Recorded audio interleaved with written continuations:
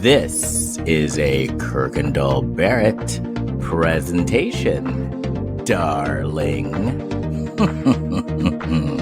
Feed me, meow, meow, meow. Because of this podcast, I'm a gay icon. I'm so hot. I'm so good looking. My salad dressing is amazing. Like the internet at large, there are things you can do on the internet besides porn, but most of it's porn. A lifetime of Hallmark.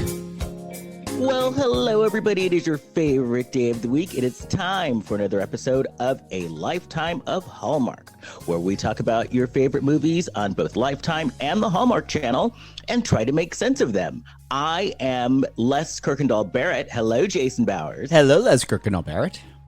And hello, Kurt Fitzpatrick. Hello, Jason Bowers, and hello, Les Kirkendall Barrett. You switched it up there, Kurt. I reversed know. them. Yeah, I was reading my notes. I got distracted, and I was like, "Oh, I gotta get back into this." All right. Yeah, I was like, Kurt's intense today. Yeah. Well, I was a little stoned the other day. Uh-oh. Off the wagon.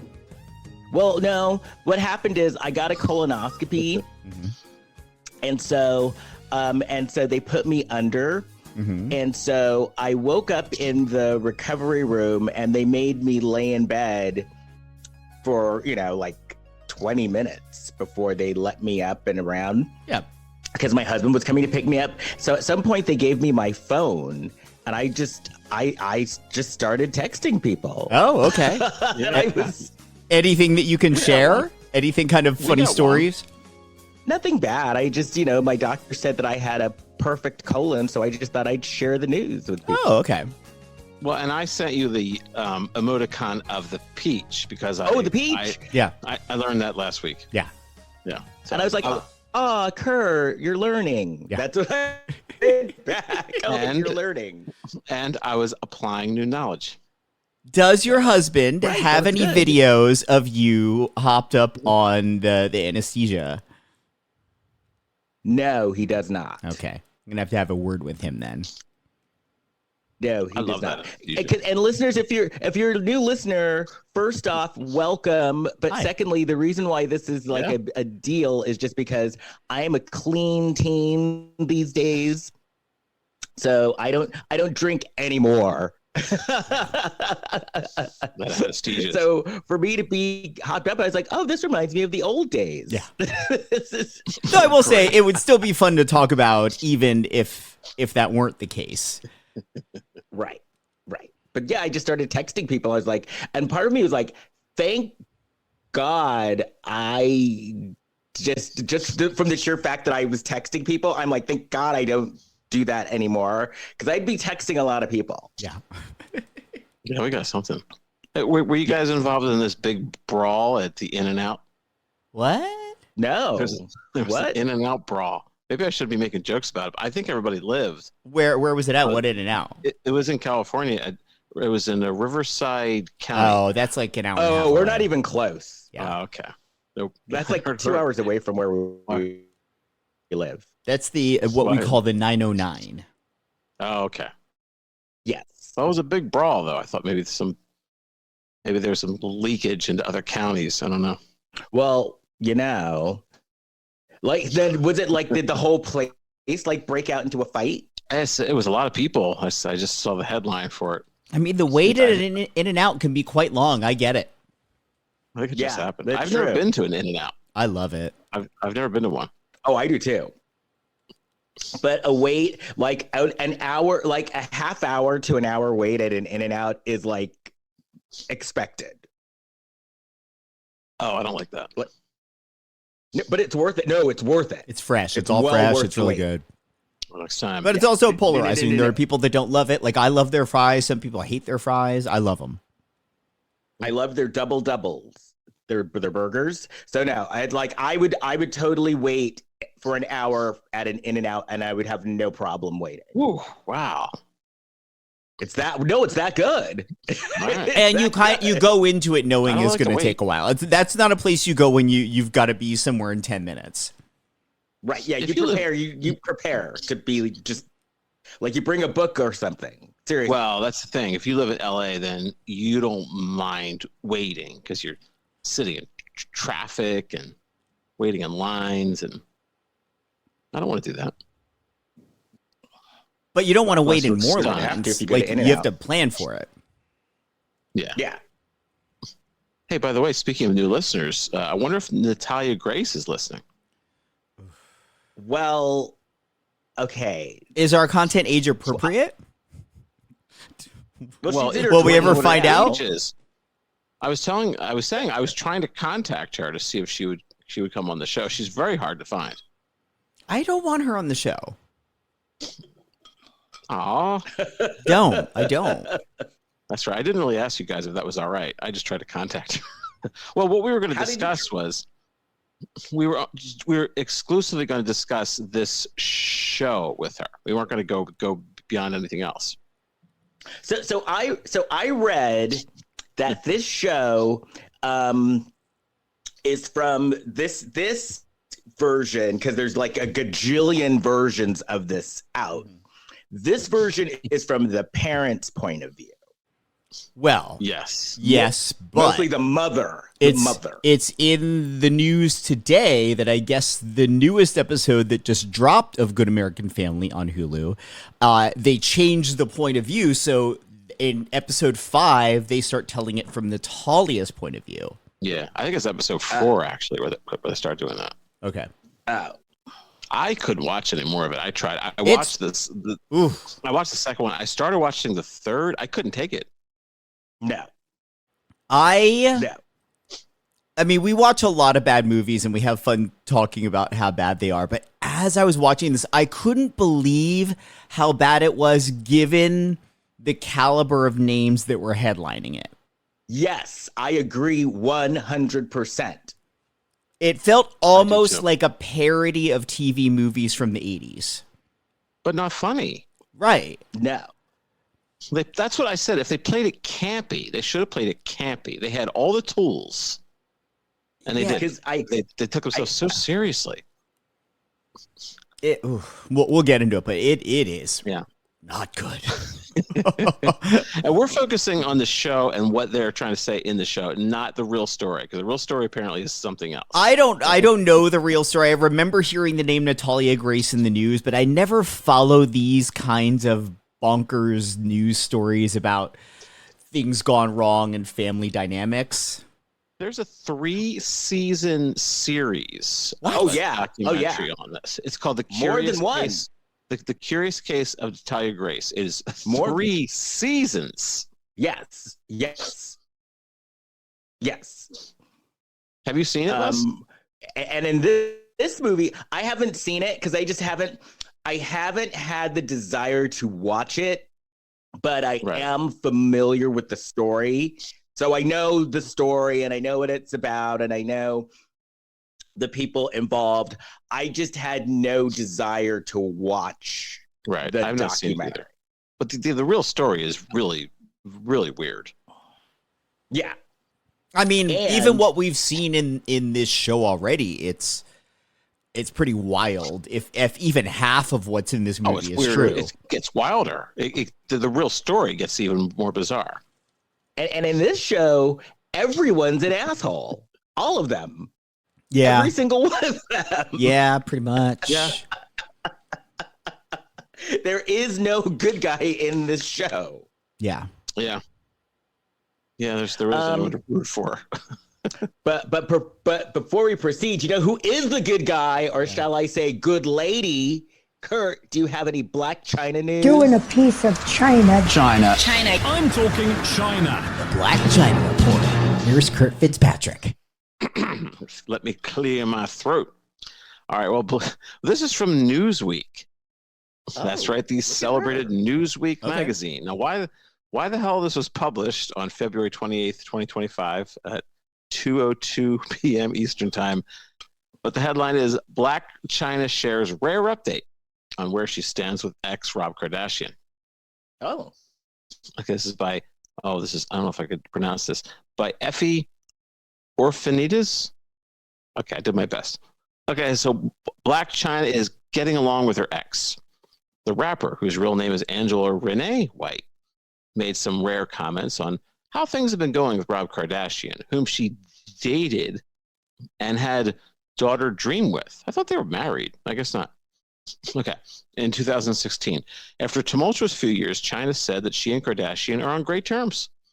Me and Rob, we're like this now, she said on Piers Morgan Censored. I guess. Oh, she on Wednesday, February 26th, crossing her fingers. Thank God. Chyna and Kardashian were engaged and expecting a baby together before going their separate ways, all within a matter of months. Their split, however, wasn't exactly amicable. In December 2016, Chyna accused Kardashian of masterminding a social media hack. Around the same time, Kardashian accused his ex of not letting him see their newborn daughter. She blocked me, or else I would ask to see her, and she has the guard gate, not letting me in, and not letting me in the gate either. I just miss baby dream, he wrote on social media, according to People magazine.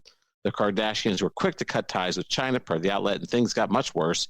Despite a brief reconciliation in January 2017, the two entered into a tense custody battle. Their relationship was a bit of a roller coaster until things came to a head in July 2017 when Kardashian posted nude pictures of Chyna online. I don't remember that. I was devastated, of course. I'm like, how could somebody like post these pictures of me? This is a person I trusted. I just feel betrayed, she said in an interview on Good Morning America that same month. Chyna and Kardashian's relationship would experience more ups and downs with more lawsuits filed. Also in 2017, Chyna filed a lawsuit against Kardashian's family, namely his mom, Kris Jenner, and three of his sisters, Kim Kardashian, Khloe Kardashian, and Kylie Jenner, accusing them of defamation. In May, is this article a joke? Okay, so in May 2022, NBC News reported that a judge overseeing the case sided with the Kardashians. Evidently, it's all water under the bridge. In her interview with Piers Morgan, Chyna said that she's spoken to almost all the Kardashians, including Kim and Khloe. Though they aren't all super close, Chyna admits that they're able to be cordial whenever they're around each other. This benefits Chyna and Kardashian's daughter, Dream 8, as she spends a lot of time with her cousins. She's also a mom to son King Cairo 12 with ex Tyga. So kind of an overview of things. I didn't know about the nude pictures. I don't think we've covered that before. I sort of vaguely remember That's that. revenge porn. Yeah, you can't do that. They're making laws against that, right? It depends. Are these photos that she didn't know were taken? Because Blac Chyna may have legit nude photos in her past in portfolio. Maybe he was just reposting them. I don't know that that would constitute revenge porn. Just reposting, yeah. Like in other words, if she had posed for them for like a publication or something, that's not revenge porn if she's just posting them. But I don't know. Now, Angela, you are always welcome to come on the show to set the record straight. Yes. I've changed my tune to Natalia Grace. I'm happy to have Natalia on the show if it's the same episode as Blac Chyna. Oh, really? That's the condition? I sign off on that. Okay. What if I can make that happen? Here's what I want. I want Blac Chyna, Natalia Grace, and our friend the Pornhub math guy. Same show. Yes. Well, he definitely come back on. He already came on once. Yeah. All right. So, and they all have to come on at the same time? Yeah. It'll be like the Graham Norton show. We'll have all the guests on and we'll just all be cross-talking. I like that idea. Uh-huh. What happened last? He froze, I think. Just see, that's He's the problem. very excited about the issues. prospect of Blac Chyna and Natalia Grace and Pornhub math guy all at once. Oh, man. Yeah, I could try that. I mean, I'll start with the porn math guy. He's going to be a yes. No, like he's going to be the icing on the cake. We've got to bake the cake first. You're right. It's kind of like if you have a movie, you say, well, I've got Tom Cruise now, and then that brings in the other people. Right. You don't want to cast like Clint Howard before you have the rest of the cast in place.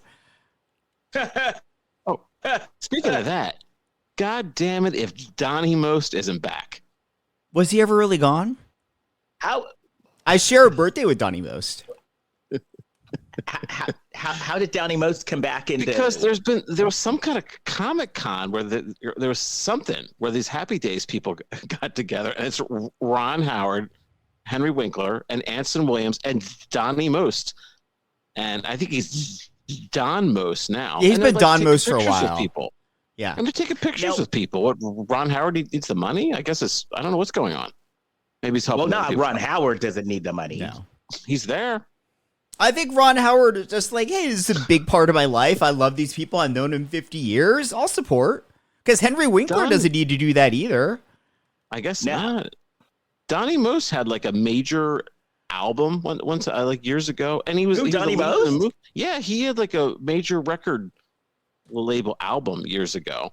I think it's a major record label, and he was in a movie. He played the lead in a movie that like Ron Howard put together. Ron Howard had his own like production company, and the first movie he did.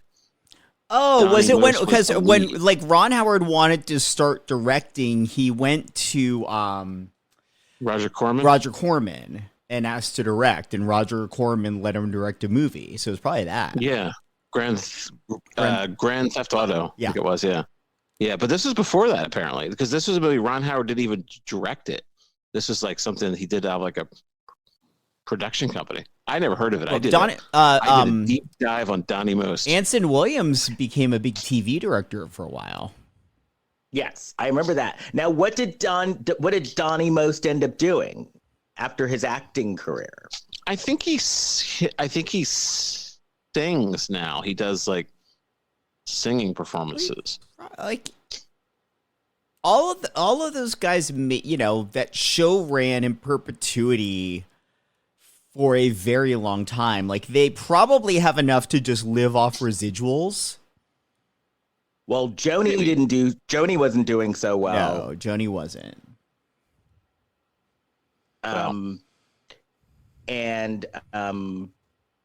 What was I gonna say? Was it Chachi related? Ooh, boo. Or Mrs. C? Isn't Marion Ross still alive? I don't think so. I'm gonna look it up. Oh, I was gonna say Donny Most was always on. He was always on Fantasy Island or Love Boat. It's too bad Marion Ross isn't alive. She could have played Natalia Grace in the show. Well, you know.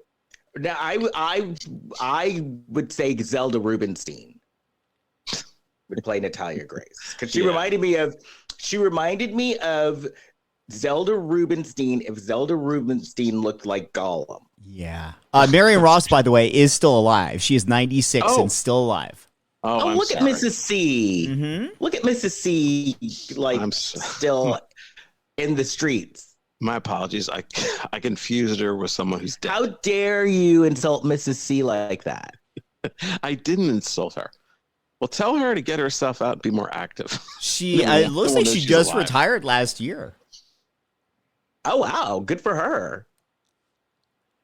In Hollywood, she's dead.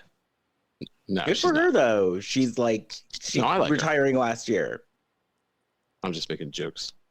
I didn't know she... I must have confused her with someone else. But, no, that's good to hear that Ralph is still going. Yeah. Yeah. And that Mrs. C is still alive. That's good to hear, too.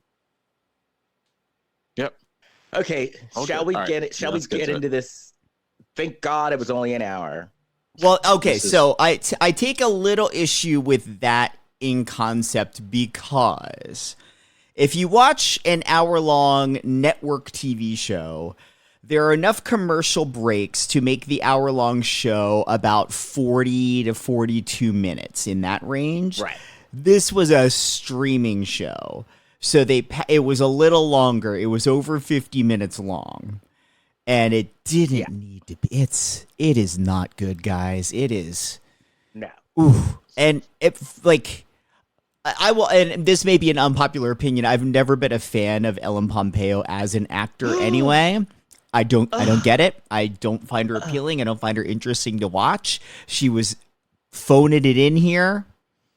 There are some line readings that border on park ranger territory throughout this movie, not just her, but for Mark Duplass, who I do like. This show is bad. It's really bad. My heart. But I do give you that about the park ranger. Yeah. That's not possible. This trail's been closed for 8 years. It's extremely dangerous. Well, can we say, I know we weren't on the set, but it was likely poorly directed as well, because there's a lot of different elements that aren't working. Maybe, but what's interesting about this is because I'm pretty sure Ellen Pompeo is a producer on this. She did this show because she was able to negotiate with Grey's Anatomy to like, hey, give me time off from the show, and you could keep me in the credits, and I'll come back from time to time. But I'm gonna go do these other projects. So this is one of those projects. So you would think that she would be sinking her teeth into it. And there are like visually, there are some interesting things that the director does here, but it's pretty heavy-handed though. Yeah, her hair looks great. I would have advised her to, and maybe she would see this as a step backwards. But if she's going to do something else, go on an existing show. Go on The Bear or Handmaid's Tale or White Lotus. Do something like that. Or just do something that doesn't feel like TV movie of the week. Elsbeth wouldn't make any sense because that's a network show. It'd be a one-off, and it's not the network that she's on. So. Well, she could do it if it were like a fun character that showcases a different side of her. I don't even think this really does that. Because Elsbeth has a cavalcade of stars. Each week is a new star. Well, if she's going to do like a multi-episode thing. This didn't need to exist, this show. I think, like we said, there's already a 3-season documentary show about this. We don't need any more. But yeah, this definitely was like the campy version of the story. I wish it were a little campier. Yeah. I wish it like had a little bit of self-awareness of the fact that it wasn't good.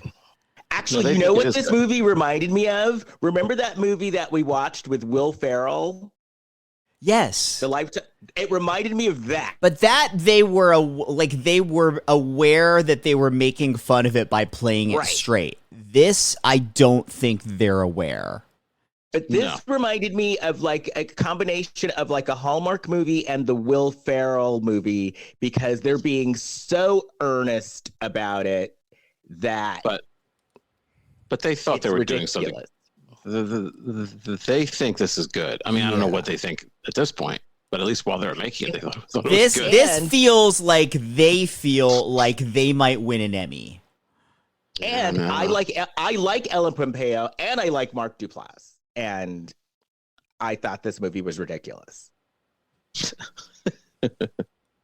And did you know that Jay Duplass is in a Hulu show as well? No, Dying for Sex. Oh, and that's getting rave reviews. Oh, it's so good. I watched it in my recovery time from my colonoscopy on Monday. I watched the entire thing in a day. Okay.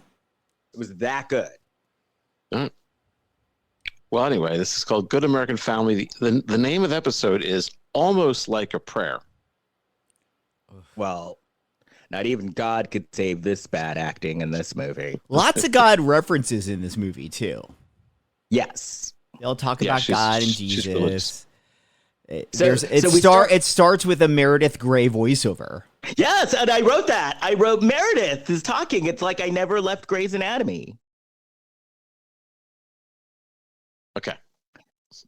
And it's 2019. So, and she's speaking at an event.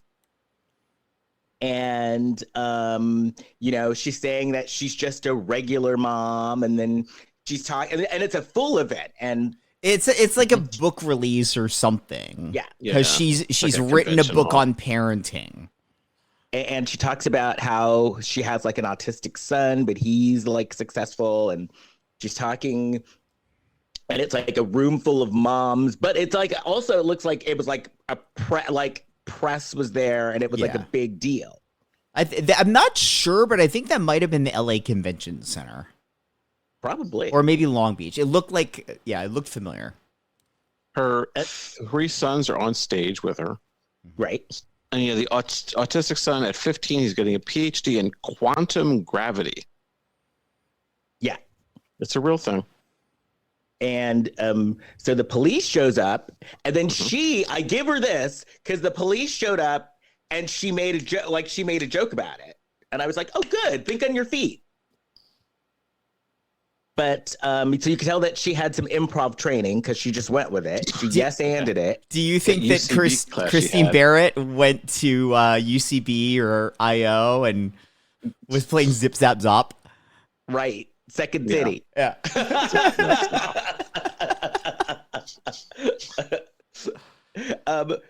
And then the police like arrest her. And what was it for? Was it For child abandonment? neglect, yeah.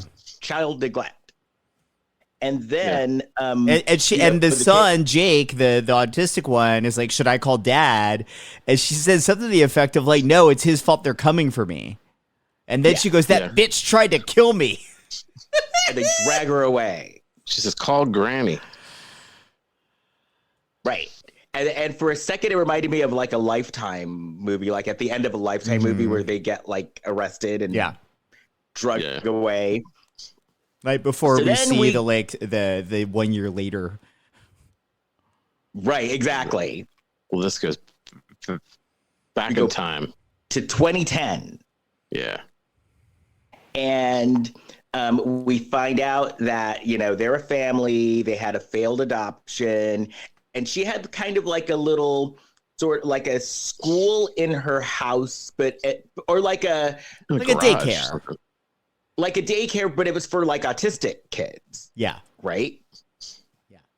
Okay. And so it's in her garage, and she's talking to one of the parents and one of the moms who is like really impressed with her work. And she offers to give her money because she's building a center, and she offers to give her extra money for, I guess, like the tuition. And she's like, no. I charge a lower rate just so everybody, to keep it affordable for anybody.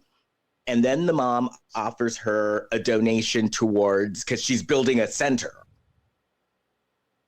And she refuses that too. She's a dumbass. Yeah. And so... Oh, yeah. Because her poor husband is working his ass off at that fake Circuit City or wherever it is. Yeah, Circuit City. Like they're trying to support these. What I think are all three of the kids adopted. That all three boys. I think so. Yeah, I think so. They hinted or at least one of them being adopted. Yeah. Right. Yeah. Jacob is.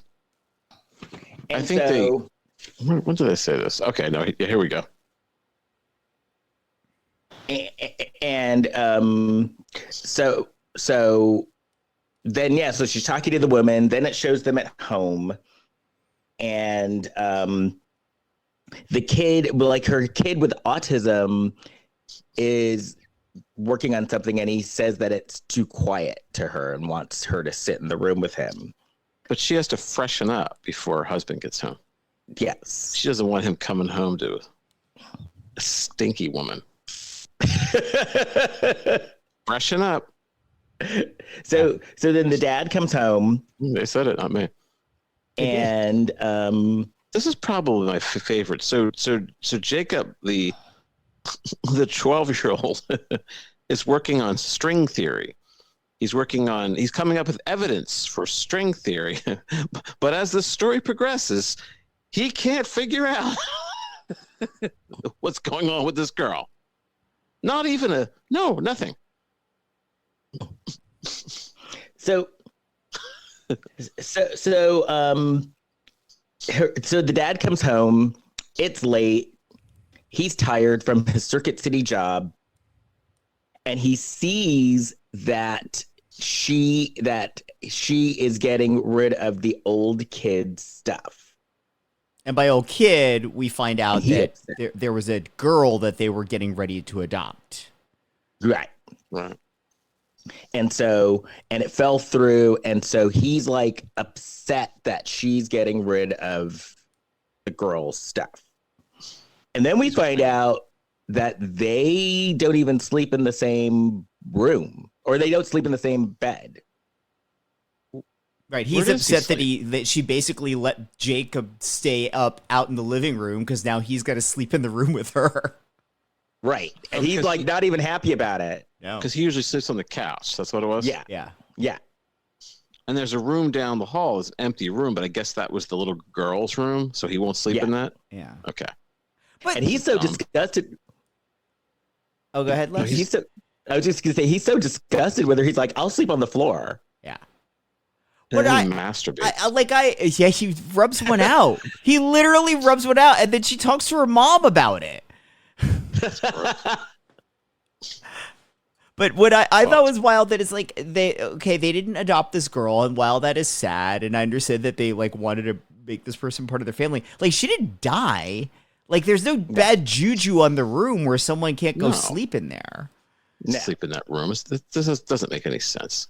Well, let's talk about Granny. Can we talk about Granny? Oh yeah. Yeah. So first of all, your mother doesn't need to know everything. Yeah. She doesn't need to know anything.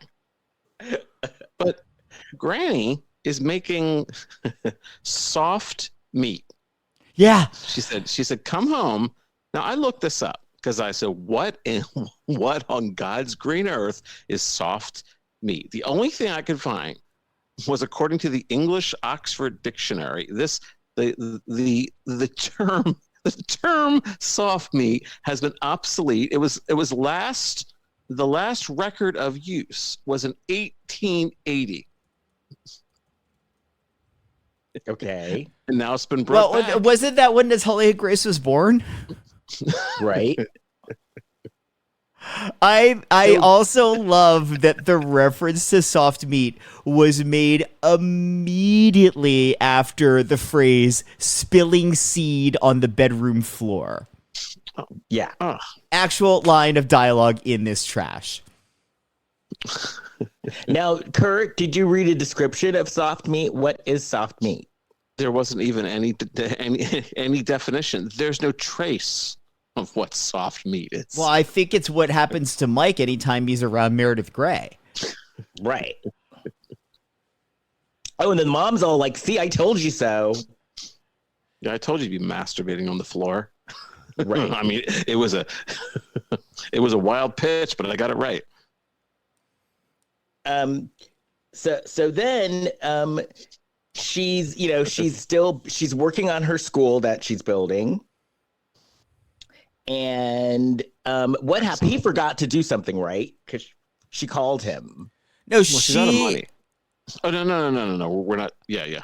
She called him to apologize for the night before and putting bringing the stuffed animals downstairs, and he let it go to voicemail. So while she's leaving the voicemail, she gets another call and thinks it's him, but it's this adoption agency from Myrtle Beach. Yeah.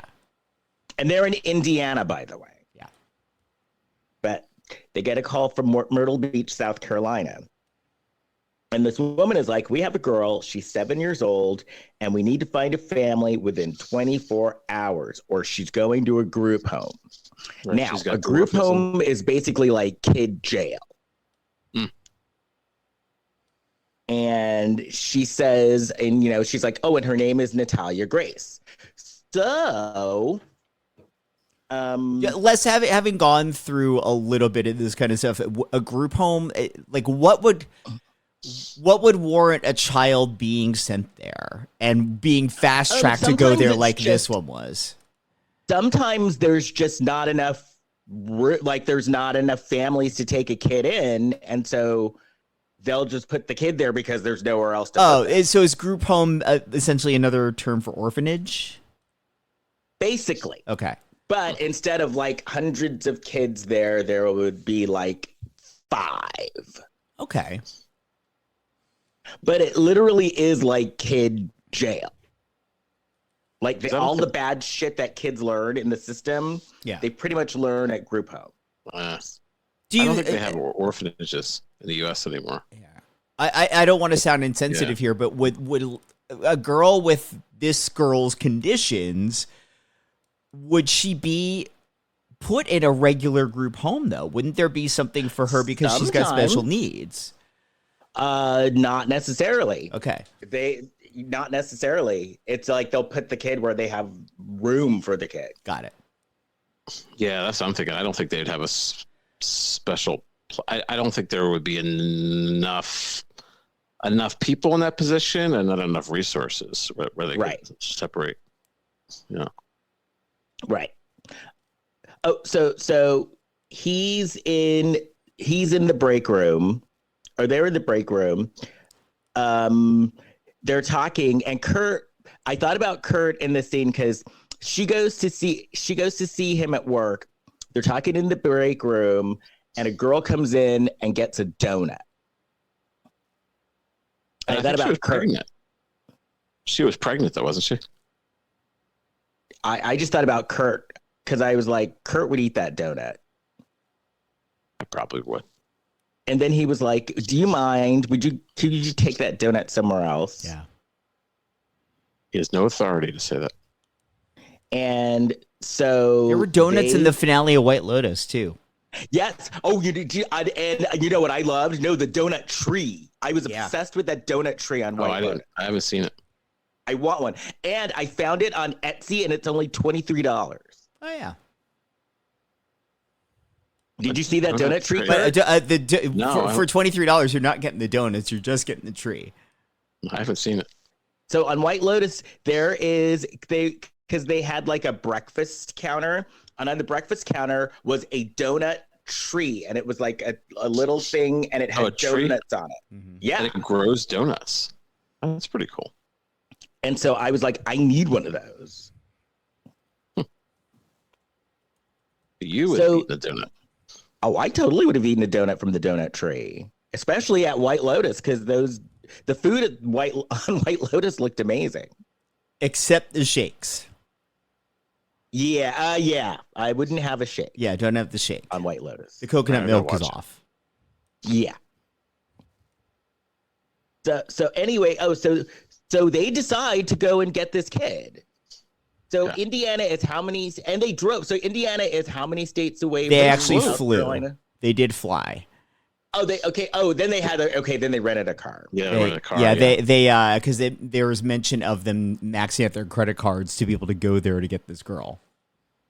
But they could have left the kids with the grandma. Granny? Yeah. Well, she's giving obsolete phrases, and I don't know if I trust her. Yeah, I don't know if my grandma is throwing around the word soft meat. I don't know if I want to leave my kids with her. Yeah, like where are you getting that from? But it does make you question, like, this is a family that is clearly already struggling financially with the 3 children that they do have. They have to max out their credit cards to go get this child, and then are hit with something else, which we'll get into in a second. But here's the deal, though. Normally, when you foster to adopt a child from the state, you get a stipend from the state. Yeah. Yeah. And so even though they were in financial trouble, by taking this kid, they would get enough to financially help them out. But this isn't going through the state, which we find out. Yeah, this right. is private. And I don't think that they realize this yet. Yeah. Because okay. Yeah, they were told on the phone that it was a private adoption. Right. So, well, you wouldn't get any money for an adoption. Well, you get money if you're fostering, right? But then you continue to get money if you do it through the state, you get money until the kid's 18. Oh, really? Mm-hmm. Oh, I didn't know that. But it's to help to take care of the kid. Well, yeah. Like it's and there are costs associated with going through the adoption process too. Right, and that you get reimbursed for from the state. Oh, I didn't know that. And it's not like an outrageous sum of money. It's enough to take care of the kid, actually. Oh, okay. So they go and I guess they rent a car, and they go to like this skanky looking strip mall. Yeah, this is warning sign 1. Yes. And Meredith is like, oh, this can't be the right address. But it's abandoned. It's abandoned, but they go and a woman answers the door. And it is an adoption place. So, like, she takes them to the Forever Family room, and they're going through paperwork. And then Meredith asks, can we speak to the other family? And the woman's like, no. Yet the other family is there at the same time as them. Yeah. Which, that's another thing that's odd, because they do let you speak to the other family. But the other family allegedly didn't want to speak to them. Right. And we hear screaming in the next room. Also, I didn't even talk about this.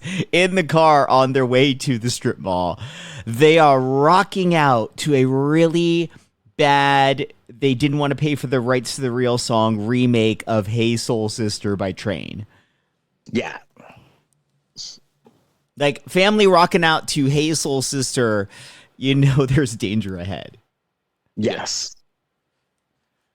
So, yes, you hear the kids screaming, and and then they're in this on the wall, right? And they're in the other room, and like the kids, they're like, "Hey, let's play a game," and they take out a game, and like they take out the game of life, but it has like a baby arm in it. There was a human arm. I mean, that really is the game of life right there. It's true, yeah. And so then they hear the kids scream, and then Natalia Grace comes in, but it didn't look like the real Natalia Grace. This little kid looked like a Chucky doll. I don't know when the real. I'm gonna look her up. Wait, I've seen her. I've never seen she her. She looks nothing like the real Natalia Grace. Google. Google. Google. In fact, I watched an interview with her on YouTube. That YouTube is a plethora of characters. This girl looks a little like her. I mean, actually, yeah, the real Natalia is prettier. She's got like a rounder face than the girl in the movie. But the girl in the movie, like, you could tell that she was evil looking. Like, she was evil looking. Well, yeah, I'm sure they cast her for that reason. Yeah. But also, again, not really knowing this story, we don't know what the real Natalia was like in moments of anger or distress. And another thing, like, this kid was supposed to be 7, and you could definitely tell this was not a 7-year-old. Yeah, well, that was my primary issue with this. She looks older, she acts older. But isn't that kind of the scheme here, or the alleged scheme? Yeah, but they're not figuring it out. The family is... They have proven that they are very dumb. Yeah, well, that's what like, they keep adopting kids that they can't afford. Yeah. Well, the one kid's proving string theories. He isn't their biological child. But wouldn't he step up and say, "Hey, mom and dad," because when you're autistic, you don't pick up on social cues. So he's not going to be like, "Hey, there's something socially weird about her." He's just going to notice that he knows numbers. He knows equations. She looks older. I was working on my numbers, and I came across the number 48. That's how old she looks. You know who she kind of reminded me of?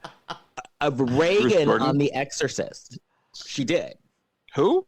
Reagan on The Exorcist. Oh, yeah. Linda Blair. Yeah, she left an indelible mark. That's right. I saw that. Who was it that you said last week that you repeated again this week from Poltergeist? Zelda Rubinstein. She is like a young Zelda Rubinstein. Wow, that's really flattering. This woman. Well, listen. I'm sure in her next role she'll be better. She's good at playing evil little girl, but that's okay.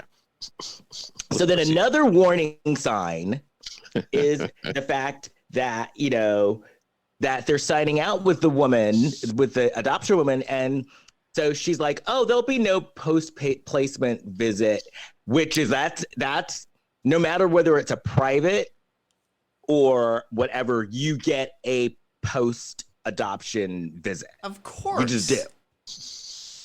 And this woman's like, "Oh no, you're not going to get a visit."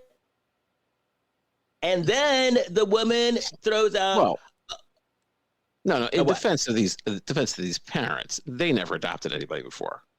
Thank you. No. They've been through the process before. No. Obviously they Kurt's did. joking, Because yeah. if they did, they would have known one of these things. Yeah. Okay. So then the woman throws out, oh, and by the way, so she's had some surgeries and she's recovered. She's doing great. But the surgeries were $7,000 and we need you to pay for them. Yeah, I don't understand. I do not understand why they're on the hook for $7,000 for a child that is not legally their child yet. Right. Like the law around debt does not work like that. Am I allowed to ask what surgery costs $7,000? Because aren't surgeries cost like $100,000? No. It was $7,000 after insurance.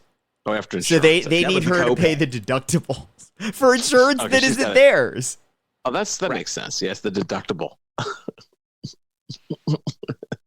How long has this bill been lying around? Which that's another thing that the state would cover, the kid's surgery. Yeah. I mean, come on. Doesn't Circuit City have a health savings account? Right. Oh, a health savings account. Yeah, like when you have insurance, they have these things at a lot of places where like you put extra money aside to pay for your deductibles and things like, tooth cleanings and glasses and stuff like that. So then the woman's like, if you don't pay the $7,000, we're going to put her in a group home. And so they coughed up $7,000, which they were barely making it before. Well, the way they do it is pretty fucking shady. Because she's been given a grant to build this center that she's working on, and she's just going to take that grant and use it and then pay it back later. Yeah. Dumbass. Well, they have to do it because Natalia has a little bear, and the bear ran out of hugs, and then she ran out of hugs. Yeah. So, okay, we'll extort money then. Yeah, the bear also ran out of food in its stomach because it just threw up. Right. The rec center is running out of hugs too, and money. And I'm running out of fucks to give. Yeah. So then Natalia Grace, speaking of hungry, Natalia Grace is hungry. And so they go to eat pancakes and they have so little money. The kids are all eating, but the parents couldn't afford to eat. Oh, I actually didn't pick up on that detail. That's why the parents were suddenly eating once the girl didn't want her food. Okay. Yeah. Well, at least they're doing something smart, trying to save some money. But they're eating pancakes on the beach. Yeah. Where are they? So they're still in Myrtle Beach. Oh, they're in Myrtle Beach. Okay. So Doesn't look like then beach day. So they're at the beach and the kids, all the boys, because there's 3 boys and Natalia Grace. So they're all at the beach. They're all eating. The little boys ask if they could go to the beach, and they had finished their food. And so the mama's like, sure. So the little boys go down to the beach. And so they start eating. Actually, whatever they didn't finish, they start eating whatever wasn't finished. And so then Natalia Grace was also like, oh, I'm full. And so they were starting to eat her food too. And she wanted to go down to the beach, and they were like, her mom was. Oh, her mom was. Yeah. Her mom was she was eating her food. And they were like, and she's like, well, I want to go down to the beach. And they were like, well, hold on a second. Let us finish eating, and then we'll go to the beach, because they have to carry her to the beach because she was using a walker. Yeah. So she flips out. She throws this monster tantrum. She throws a plate.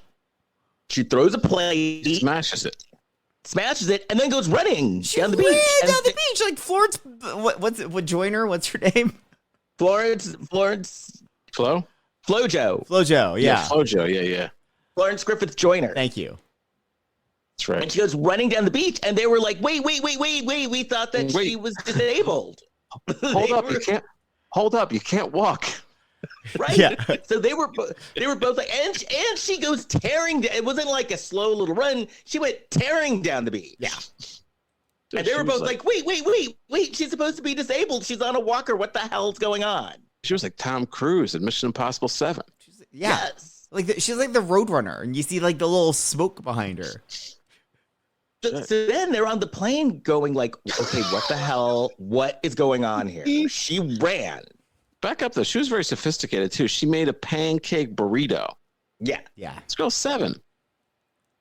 D. But yeah, so they're freaking out on the plane because they're like, okay, I saw her run and she's supposed to be disabled. She's on a walker. What the hell is going on here? And when she entered, We paid for her surgery. We paid for her surgery. She can outrun me. She qualified for the Olympics, for God's sake. When she was Yeah. on the beach. Yeah. We didn't expect that. Now we have to go raise money for that.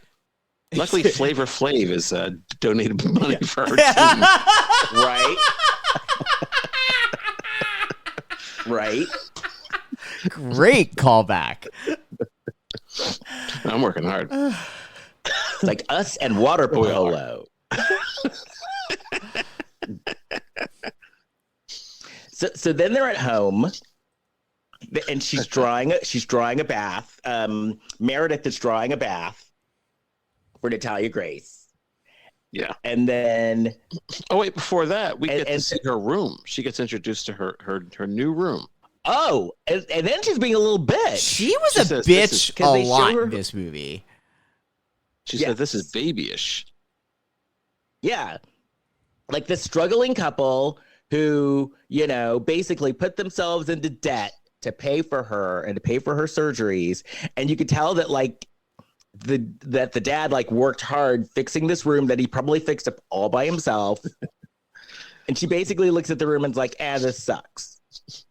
She's like, "This looks like Tinkerbell went to IKEA." And he was visibly hurt. You could tell he was visibly hurt. And then she starts saying she likes, she likes black and she likes rock and roll. Yeah. Goth. Yeah. Yeah. So she's like a demon child. Do you Reminder think of the times when she used to watch the Ramones at CBGB's?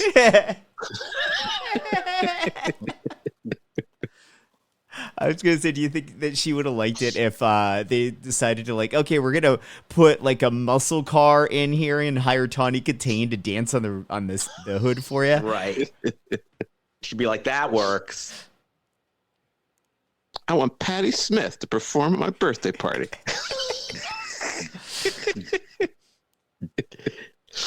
Just like I performed at Janis Joplin's funeral. She's like, Janice and I hang out together.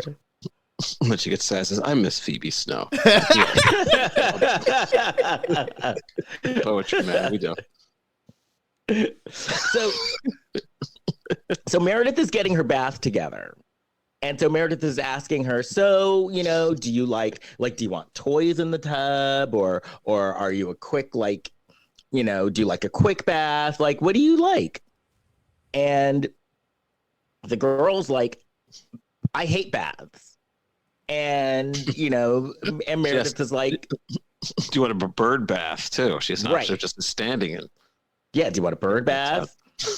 And she's like, no. And then Meredith is like, well, you have to take a bath, though. A bird bath from a bird brain. And then she goes, you're not my mother, and hits Meredith in the ribs. Smacks her, yeah. Almost Did she hit her or did she shove her into the tub? Shoved her, yeah. Yeah. She's strong. Yeah, shoved her into the tub. Meredith is hurt.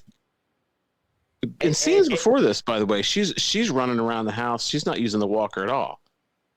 No. Yeah, In fact, I feel like if you look closely in the background of some scenes, you see her doing parkour. What's parkour? Like a flip? Parkour is when those guys climb the walls and go jumping from ledge to ledge and stuff. I didn't know what that was. Yeah. So Meredith is like, oh my God. And Meredith looks like she's about to cry. It's that painful. She's like, you're supposed to ask if someone's okay. She's like, what do I care? I just slapped you against the tub. She's like, I've knocked Mike Tyson out 3 times. Right. Exactly. Yeah. Right. And then she threw in the "you're not my mother" as well. I used to spar with Jake LaMotta.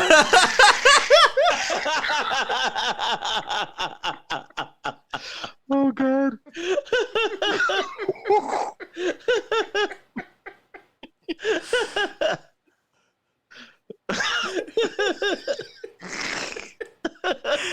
Oh God.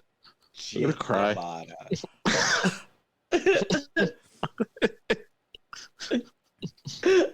All right, calm down. So then later that night,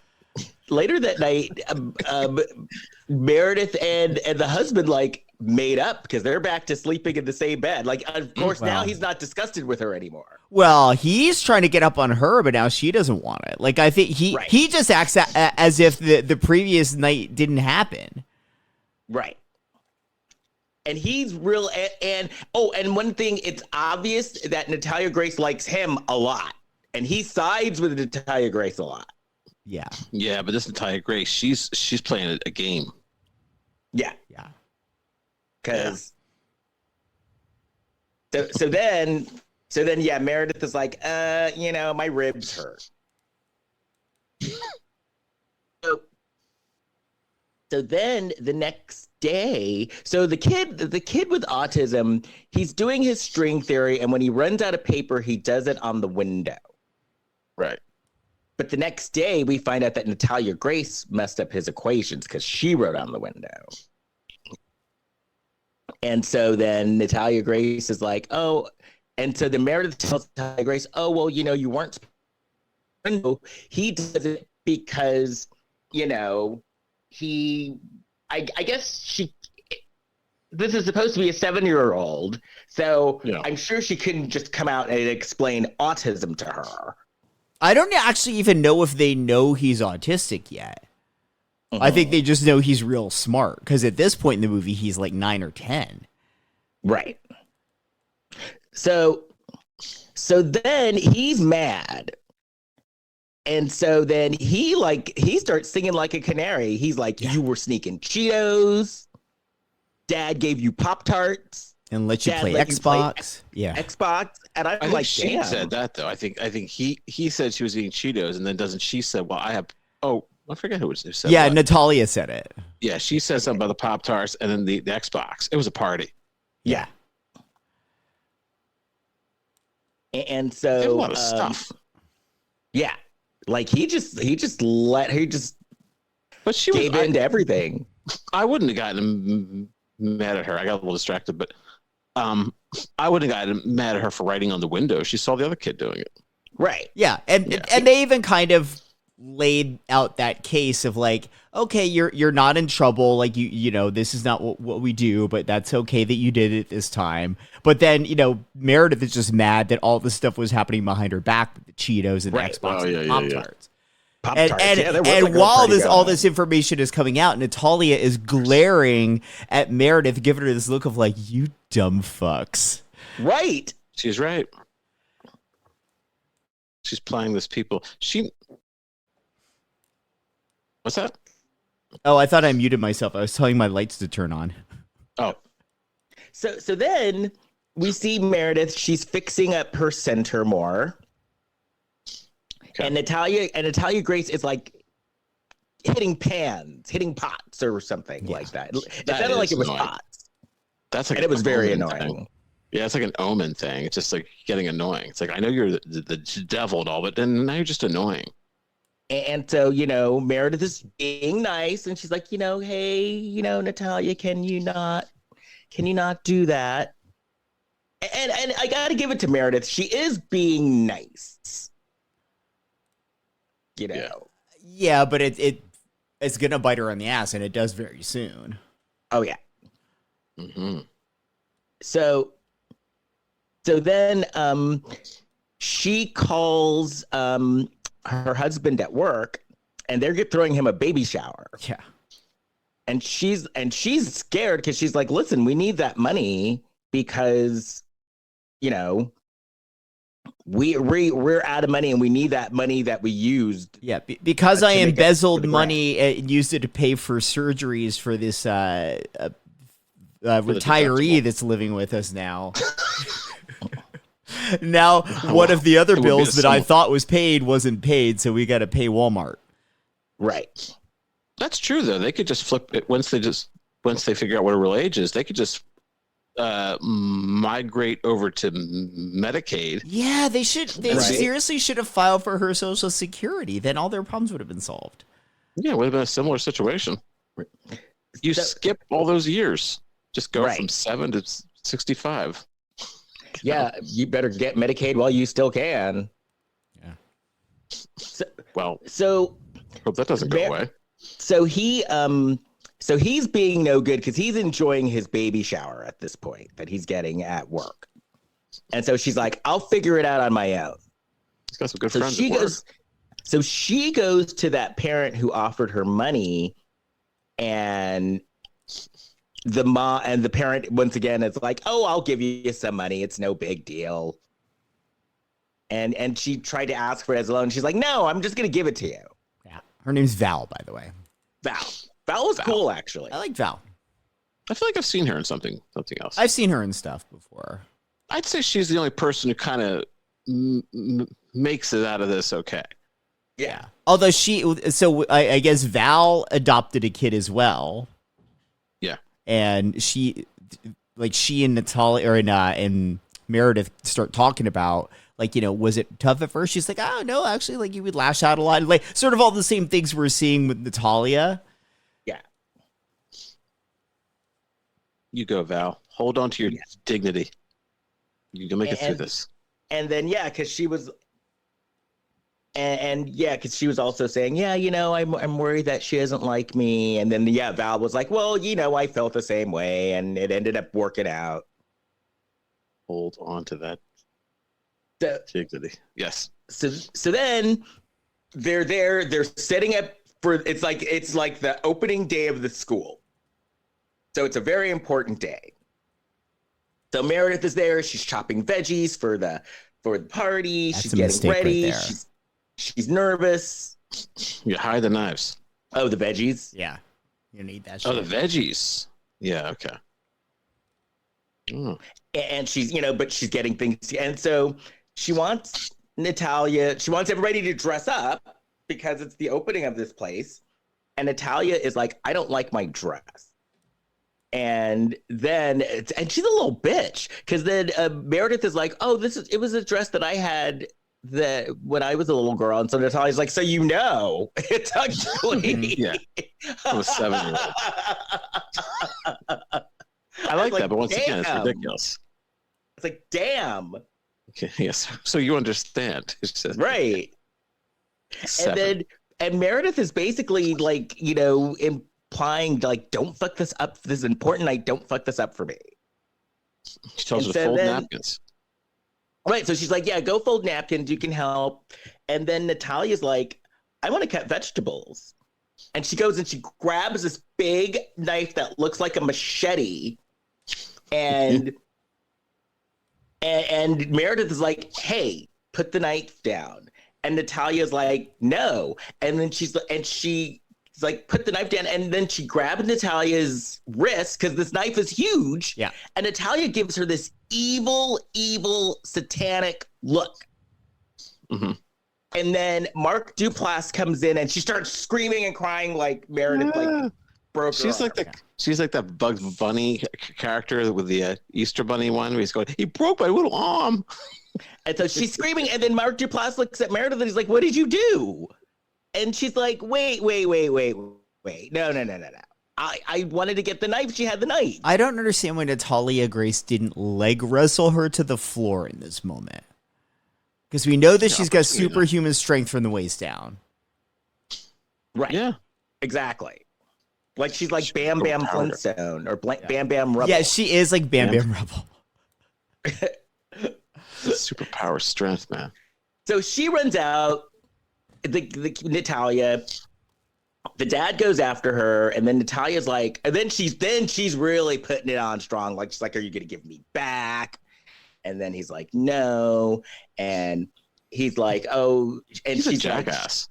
And she's like, she hates me. And then he's like, well, no, she thinks that you hate her, actually. Then he tells a story about his dad, which I found confusing. And then he says, does this make sense? And she goes, not really. Right. Yeah. And so then it's the opening of the center. Meredith is there. She's giving her speech. It's her introductory speech. She hadn't thought of a name of the place yet. So while she's giving her speech, they decide to call it Jacob's Place. And Jacob is her older son with autism. They should have called it Jacob's Ladder. Yeah. Right. So then Natalia, it's like, Mommy! And you could see Meredith's face like, oh, fuck. Because Natalia's like, Mommy. And then she walks out wearing the dress. Well, who was with her? Like nobody was tending to this little girl? No. Because then she walks out and she's like, they're all took my afraid dress of her. off. Yeah. She walks out and she's like, why is she dressed like one of the Grady girls from The Shining? That was the dress. That was the dress. I mean, Natalia wasn't wrong. It was an ugly dress. It was an ugly dress. No, I give her that. It was ugly. It's like when you watch a Hallmark movie and at the end of the movie, they keep talking about this great dress that the hair was going to wear. And then she walks out and you're like, that's the dress that they're all excited about? Yeah, really? It was like a Raggedy Ann gone wrong dress. Yeah. It was an ugly dress. So Natalia had a point. So she did, but she was like, I took off the dress so I could eat, so I wouldn't mess it up, and I want you to help me put it back on. So she helps her put it back on, and then she apologizes to Meredith, and then Meredith hugs her, and this is in front of everybody. So everyone's like, oh. So not only did Natalia Grace save the day, Meredith is like, so many people signed up that they, like, for a kids basketball team, so many people signed up that they have enough kids for 2 basketball teams. Okay. So, Are they making money from this? I don't think they're making money from the basketball team, no. No? But the so tuition, how are they earning? The tuition. Okay. Tuition. It's not a school, is it? Yeah, it's like a rec center, but I think that they... Something financially, it did like it helped with donations or something. Yeah, it didn't really make sense. Okay. I mean, she's embezzling money, so who knows what kind of scheme she's running here? It sounds like they need donors and things for this thing to keep this going. Yeah. So now her and her husband, they're both in bed. They've had a good day, so they're both horny at the same time. Ooh. And they start to hook up. And then Natalia Grace shows up in the room. Oh no, I think they went all the way, and then she comes in. She comes in, and she's like, "Mommy," and she has the big giant knife. I just want to cut more vegetables, and that's how it ended. So, are we to believe that Natalia, maybe all the people in this movie, when they're having a big meal, they do it in the nude? So they don't mess up their clothes? I guess. What? Because she took off the dress so she could eat. That was her excuse. Oh. Like, so now if I go out to dinner this weekend, I am going to have to strip down. Well, before my food arrives at the table. Well, if you go to In-N-Out, you've got that extra half-hour wait. You can certainly. That's true. I've got half an hour to get it in and out. You know what I'm saying? Yeah. Yep. I guess so. This show is peculiar. Well, it is. It was not well acted at all. Oh, it's bad at all. And that's why I wanted her to come on this show and defend herself. But she's not in it. The show's about her. Yeah. So you want Natalia Grace to come out and defend the betrayal of her? Not the defend herself. And she could say, "Listen, this isn't right. This isn't right. They shouldn't be doing this to me. Stop making bad shows about me." Well, that's their revenge. Like, we'll show you. We'll make a bad show about you. She says, "Get a good director. Get Sidney Pollack or someone like that." Well, he's no longer with us. Well, find somebody. Darren John Aronofsky. Chu. Maybe not. Yeah. Do you know what actually happened in the real life story? What? Spoiler alert. Is that this family were convinced that they became convinced she was older. So the way they resolved it was they rented an apartment. They dropped her off at the apartment, Natalia Grace, and then they fled to Canada. Wow. The whole family. The whole family just fled. Wow. They got the kids on board with that too. They got the 3 boys. Yeah, they all went up there. Now, in real life, Natalia Grace like torment them more. Well, I mean, this is how many episodes of a show. I'm sure we'll see more if we watch it, more of it. Well, apparently she really was a little girl also. Yeah. Because they did some kind of DNA test, and they and if you see interviews, there are recent interviews with her now where she's not that old. Mm-hmm. And so she really was back then. Apparently she really was 7 years old or whatever. Now, I don't know what else was going on, but that's the stuff I read. Wow. Right. As terrible as I thought this was, I'm fascinated to want to watch more because it was so bad. It doesn't get better. Do we want to watch another episode? It doesn't get better. Well, that's the thing is, like, I know it's not going to get better, and then if we watch another, I feel like we need to watch the whole thing, and I don't know if I've got that in me. Ooh, I don't know if I can watch the whole I'm thing. telling you, I made it through the second one, and then I started the third. Like I said, I can't. I have to stop. So I wouldn't recommend watching anymore. No. I think we made. I think we've gone far enough. Yeah, this movie was not even remotely good. Well, if you guys want to, but this isn't the Good American Family podcast, so we have to consider that does too. Does part two get even dumber? The next episode? Yeah. Yeah, I guess so. And it's just as dumb, I guess. It doesn't. I'm telling you, it doesn't get any better.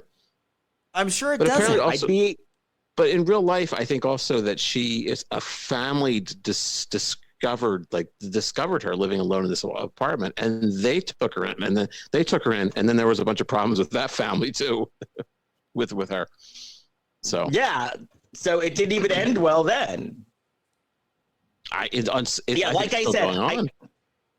I said, no, I think she's away from them now. I think she's away from this. Well, I think she's a legal adult at this point too. Yeah. Yeah. Thank God. Yeah. Yeah, she's 21 now. Leave her alone. Stop making bad shows. Well, anyway. Yeah. If I was her after this show, I would sue them. That's why I wanted her on here to, speak her mind about this. Yeah. I would sue them. Well, that's why they have that legal disclaimer at the beginning of the episode saying that some of this is fiction and it's based on these people's views. And well, because I know it was based on the parents' views, but I'm thinking it was based on the mother, on Meredith's views. I got a screenshot of this thing that's in the beginning. It comes up. It comes up as a legal disclaimer. They are letting you know right off the bat. This series betrays certain allegations by the individuals involved in the story, including in court proceedings and is publicly reported. It reflects and dramatizes multiple conflicting points of view and does not intend to suggest any particular allegation is the whole truth. Character scenes, dialogue, and some events have been modified, imagined, or invented for dramatic purposes. That's obvious. The following episode includes certain events as alleged by Christine and Michael Barnett. Well, I don't think you should be allowed to do that. Yeah. Well, or if you're going to do it well. Okay, we'll watch something else next week. Whew.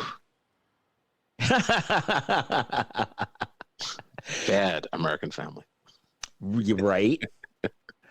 Well, if you want to get a hold of me, though, again, hey, listen, and if you have seen this, we'd want your feedback too. If you've seen the movie, we want your opinions. I remember Natalia Grace with her and Blac Chyna and the Pornhub guy. If we get them all at once, we'll get then we'll get a full approval consensus. Yes. And we can have her on. Sure. Right. But yeah, if you want to get a hold of me, you can find my main website, leskrokendallbarrett.com, or you can find me on Instagram at Kirkendall. Jason. Please, wherever you listen to the podcast, look down, look at it, and say, hey, you know what? I haven't subscribed to the podcast yet. So subscribe to us, rate and review us. Please give us 5 stars. It helps more people find the show. You can find us all on social media. We are on Facebook, Instagram, and Threads at Lifetime of Hallmark Podcast. We are on TikTok at Lifetime of Hallmark Pod and on Blue Sky at Lifetime of Hallmark. And you can find me on Facebook, Instagram, Threads, TikTok, and Blue Sky at Big Shot Jason. Kurt. Well, I'm still on those Oscar episodes of the Shelf Shedding Movie Podcast with our friend of the show, Jason DeBray. And he's been talking to me about appearing on new episodes. So we have that in the works. Well, you know, Kurt, I am going to be doing a Barbara Streisand episode with Jason DeBray. You should come on that. But when is that happening? Soon. Oh, okay. Soon. I'd love your feedback on Barbara Streisand movies. Maybe. If I can find the time. So you're busy. But I guess that's it. It is. I think that's it, yeah.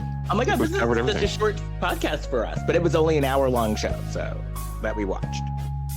Ish. Wow. Ish. Felt long. Yeah, it was it. Oh no, it felt like Gone with the Wind. Yeah. 4 hours. It felt like we saw Natalia grow up before our very eyes to become to grow into old age. Right? Yes. Tomorrow is another day. All right, well, we'll see you next week. Bye. Bye. Bye.